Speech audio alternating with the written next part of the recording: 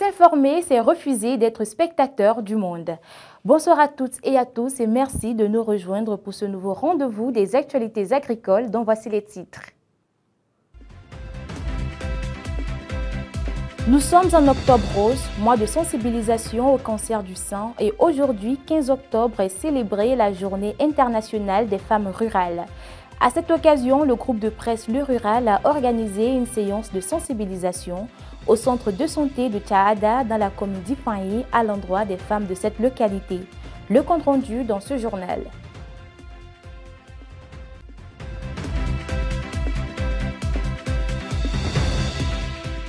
Dans cette édition, nous parlerons du corosol, un fruit aux nombreux bienfaits médicinaux peu connus. Vous en saurez davantage dans un instant.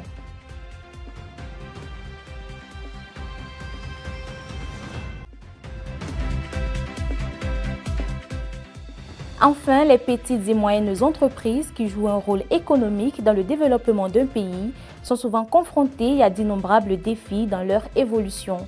Dans le dossier du jour, nous aborderons ces défis tout en mettant la lumière sur les actions du gouvernement dans ce secteur.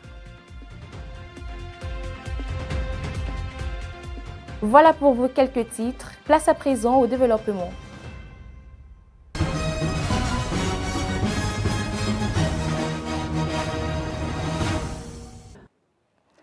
À nouveau bonsoir, chers fidèles internautes de Le Rural Bénin TV. Le temps, c'est plus qu'une information, c'est une condition de vie. Voyons donc ensemble les prévisions météorologiques de demain dans les villes de Nati Tengou et de Sakété. Demain, il fera chaud et humide à Nati Tengou dans le département de l'Atakora. Les températures fluctueront entre 21 et 31 degrés Celsius.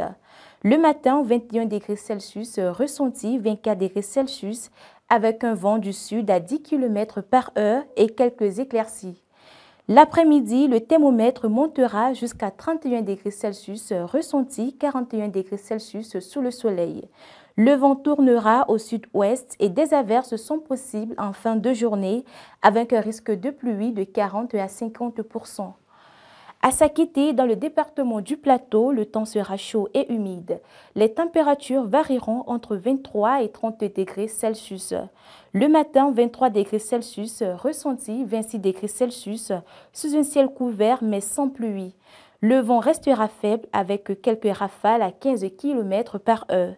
Dans l'après-midi, la chaleur montera à 30 degrés Celsius, ressenti 38 degrés Celsius, avec un vent du sud à 10 km par heure.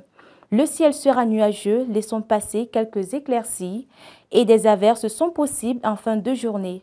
En soirée, 25 degrés Celsius, ressenti 28 degrés Celsius, avec un risque de pluie autour de 40%. Les 16 et 17 octobre 2025, l'hôtel Golden Tulip de Cotonou va abriter le symposium sur la croissance et le développement inclusif des micro, petites et moyennes entreprises. Organisé par le groupe de travail croissance et développement inclusif des MPME au Bénin, avec le soutien de la coopération allemande à travers la GIZ, ce symposium réunira les décideurs publics, les acteurs du secteur privé et public pour accroître le développement des MPME au Bénin.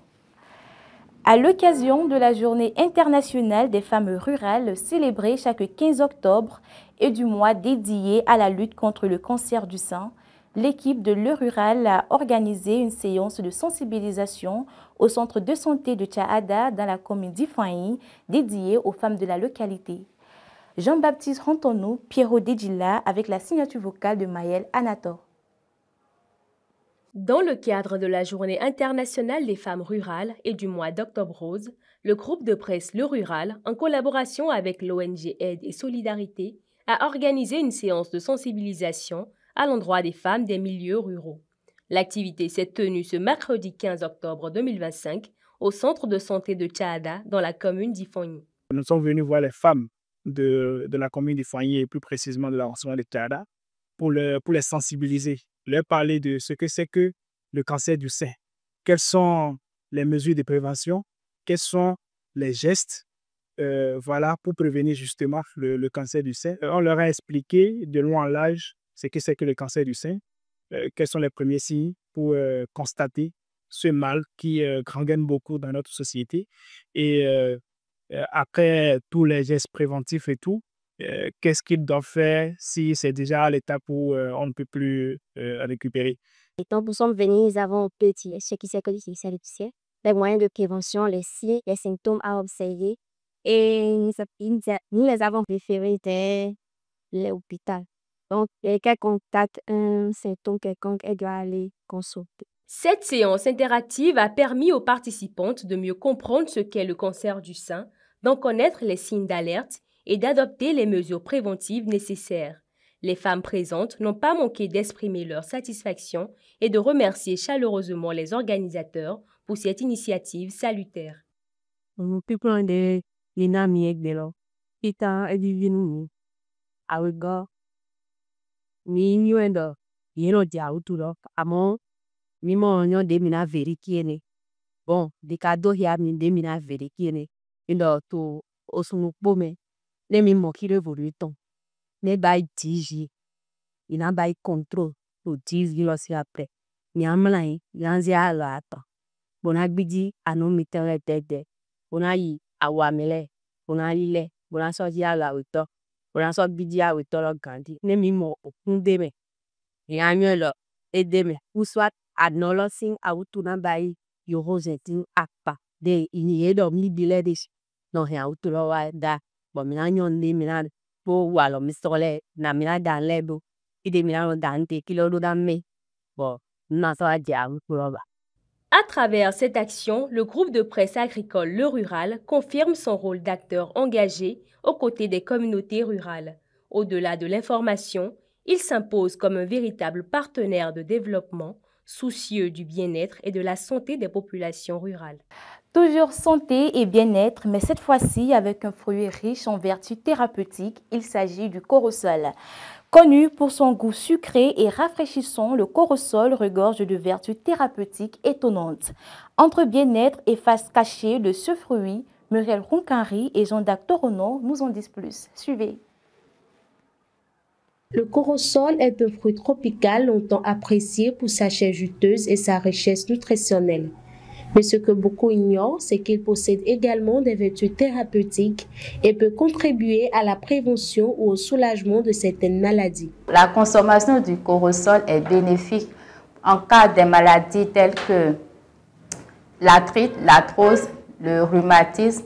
C'est grâce à sa teneur en vitamine C, il est également recommandé de consommer du corosol pendant les périodes de la grippe ou bien de rhume. Et sa teneur riche en fibres et en antioxydants fait que la consommation du corosol régule également le taux de sucre et du cholestérol dans le sang. Et la consommation du corosol est également bénéfique et contribue à une bonne digestion, donc réduit la constipation. Et à cause de sa teneur aussi un peu élevé en eau, ça permet de maintenir le corps hydraté. C'est bon de le consommer en cas de température très chaude ou après une activité physique. Riche en vitamine C, B1 et B2, ainsi qu'en minéraux essentiels comme le potassium, le phosphore et le fer, le corosol constitue aussi une excellente source de fibres alimentaires. Toutefois, il est recommandé de ne pas consommer ces pépins par voie orale. La consommation de ces pépins n'est pas du tout recommandée, car ces pépins ne contiennent pas non seulement de nutriments, mais également ils sont indigestes et leur consommation peut causer des troubles neurologiques. Donc tout produit dérivé des pépins du corosol est à éviter. Mais à usage externe, on peut utiliser l'huile issue du pépin pour nettoyer et tonifier la peau. S'il est vrai que le corosol apporte de nombreux bienfaits pour la santé, sa consommation doit néanmoins être surveillée chez certaines catégories de personnes sensibles. Certaines personnes sont à risque, telles que les femmes enceintes, les femmes allaitantes, les personnes souffrant d'hypotension, du diabète, de la dépression, doivent nécessairement prendre l'avis d'un médecin, d'un agent de santé et d'un nutritionniste avant de s'engager sur un traitement à base du corosol, puisque le corosol peut avoir des effets qui bloquent les médicaments. Appartenant à la famille des Anonacées, ce fruit se consomme sous diverses formes. jus, cocktail, gâteau ou tisane. Mais comme pour tout aliment, l'essai peut entraîner des effets secondaires. Dans le cadre de la Journée mondiale de l'alimentation, la FAO Bénin a soutenu des coopératives de femmes à Kandi, Malaville et Karimama. Grâce à des dons d'équipements de transformation, ces femmes voient leur productivité renforcée, contribuant ainsi à l'amélioration de la sécurité alimentaire et du développement local. Cette initiative s'inscrit dans la célébration des 80 ans d'impact de la FAO au service d'une meilleure alimentation pour tous. Le tournesol, encore appelé fleur du soleil, s'impose peu à peu comme une nouvelle richesse agricole pour le Bénin. En Afrique, sa culture en plein essor ouvre de nouvelles opportunités économiques pour les producteurs et le secteur agricole. Et si la fleur du soleil devenait une richesse agricole pour le Bénin? Suivons cet élément sur cette culture prometteuse. Résistant à la sécheresse, le tournesol est une plante aux pétales dorés qui s'adapte bien aux conditions climatiques dans les zones semi-arides. Dans l'Atakora au Bénin, certains producteurs expérimentent déjà sa culture, séduits par son cycle court d'à peine 3 mois et ses faibles besoins en eau. Sa floraison lumineuse cache un atout majeur, des graines riches en huile, très recherchées sur le marché international. En Afrique, la demande en huile de tournesol et en graines de tournesol approchait les 2 millions de tonnes en 2024 et pourrait grimper à 2,4 millions de tonnes d'ici 2035 selon Indexbox. Cette croissance représente un taux annuel moyen d'environ plus 1,7 à plus 2,1%. Quelques pays comme la Tanzanie, l'Afrique du Sud ou l'Ouganda sont déjà bien positionnés parmi les producteurs africains. Au-delà de sa beauté, le tournesol est une source précieuse d'huile végétale. Son rendement, qui peut atteindre jusqu'à 1,5 tonnes à l'hectare, intéresse les transformateurs d'huile alimentaire et les éleveurs pour la production de tourteaux riches en protéines. Au Bénin, même si la production de tournesol reste encore modeste ou peu documentée, le climat de certains départements comme l'Atakora dans le septentrion, les sols adaptés et la disponibilité de terres encore peu exploitées offrent un potentiel considérable.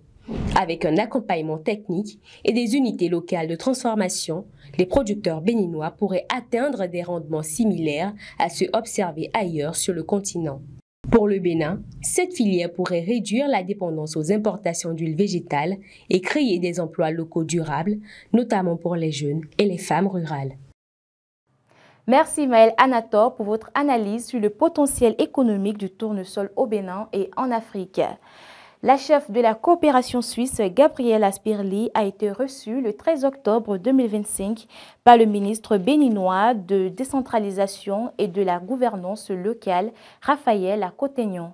Cette audience a permis de faire le point sur les programmes Agora, FADEC, PDM et d'aborder les défis du Fonds d'investissement communal pour renforcer la coopération entre la Suisse et le Bénin dans la décentralisation. Voyons maintenant ce qui se passe hors de nos frontières.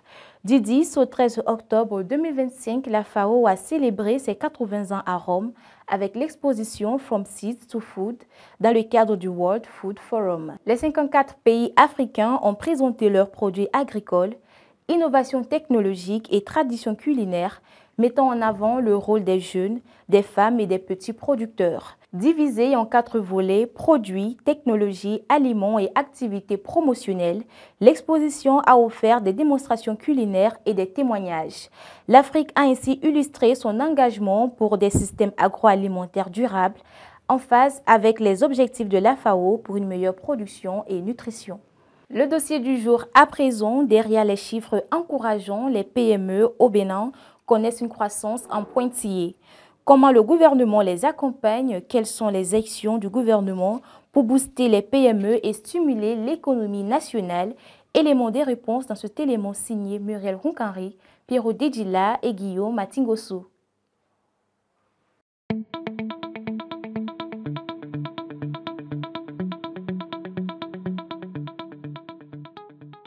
Les petites et moyennes entreprises PME au Bénin contribuent de manière significative à l'essor de l'économie béninoise en générant une part importante du PIB et en garantissant l'emploi.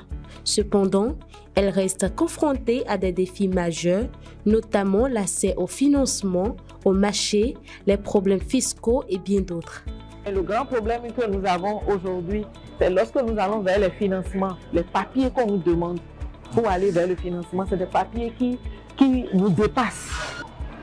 Lorsque ces institutions sont créées dans notre pays, il manque toujours ce côté d'information de la population qui fait que c'est une minorité qui a l'information. La grande majorité n'a pas l'information. La durée de traitement des dossiers qui n'est pas tout à fait claire. C'est ça que je peux dire. Parce que lorsque vous déposez un dossier et vous ne savez pas quand ça doit traiter, c'est comme si quelque chose existe et que vous empêche encore d'espérer encore la chose. Face à ces contraintes, le gouvernement béninois a mis en place des initiatives, notamment la création de l'Agence de développement des petites et moyennes entreprises qui soutiennent ces entreprises par des accompagnements techniques et financiers, des formations et des sensibilisations. Nous, dans notre rôle de guichet unique, en tant que bras opérationnel de l'État, il est important qu'on puisse, dans le faire connaître les différents dispositifs que nous avons et voir ensemble comment transformer ces défis en opportunités en termes de facilitation, d'avoir l'information. L'accès à l'information, c'est vraiment le nœud en fait, de nos interventions. Parce que quand on n'a pas l'information, on ne peut pas pouvoir améliorer son rendement. Donc il est important que ces différentes entreprises et entrepreneurs prennent connaissance de nos différents dispositifs et par la suite maintenant voir comment les aider à les utiliser, à se les approprier pour que nous puissions les accompagner véritablement. La DPME en tant que guichet unique joue également un rôle de coordination de l'ensemble des interventions des partenaires techniques et financiers. Et avec les PTF, nous pilotons un certain nombre de projets. Nous avons par exemple le projet d'appui à l'entrepreneuriat au Bénin qui a mis en place un mécanisme qui nous permet de faire un diagnostic global de l'ensemble des difficultés. En fait, les PME, quand elles viennent dans nos guichets, on fait un diagnostic global, que ce soit le profil, d'abord le profilage au niveau de l'entrepreneur ou même de l'entreprise elle-même. Nous faisons un diagnostic pour voir un peu les forces, les faiblesses de l'entreprise, les opportunités, les menaces liées à l'environnement dans lequel cette entreprise intervient. Et là, maintenant, les conseillers d'entreprise font un plan d'accompagnement assorti maintenant des différents points sur lesquels il faut intervenir pour améliorer sa performance. Donc, c'est ce dispositif-là. Donc, à travers ce plan d'accompagnement, en collaboration avec les structures d'appui aux entreprises que nous allons pouvoir dérouler et faire un accompagnement qui peut être un accompagnement non financier en termes de renforcement de capacité et également un accompagnement financier en termes de facilitation de l'accès au financement. Donc c'est vraiment un accompagnement 360 degrés qui commence par la facilitation de l'accès à l'information jusqu'à la facilitation de l'accès au financement et au marché en passant par les renforcements de capacité. Les entrepreneurs locaux saluent ces actions du gouvernement, mais espèrent que ces structures feront intégralement leur travail en soulageant les PME. Voilà, de PME, lorsque je suis allé dans leur bureau, ils ont beaucoup de choses d'accompagnement qui sont très bien et je pense que c'est l'agence qui est la plus positionnée effectivement pour de façon concrète aider les jeunes entrepreneurs et même les entreprises petites comme grandes entreprises du Bénin. Si toutes les conditions sont remplies, je pense que c'est une chance. L'entrepreneuriat, c'est un secteur qui est en voie de développement dans notre pays où l'accompagnement est nécessaire. Donc, cette structure qui a été installée nous donne l'espoir, nous agrandir dans notre élan et nous espérons que ça ne soit pas de l'utopique. Nous espérons que ça soit effectivement réel et que nous, entrepreneurs à la base, entrepreneurs locaux à la base, nous puissions en bénéficier. La simplification des procédures fiscales, la réduction des taux d'imposition, la promotion de la numérisation comme levier de croissance et la facilitation de l'accès aux finances pour les entreprises pourraient soulager les PME et contribuer significativement à l'expansion de l'économie béninoise et par la suite au développement du pays.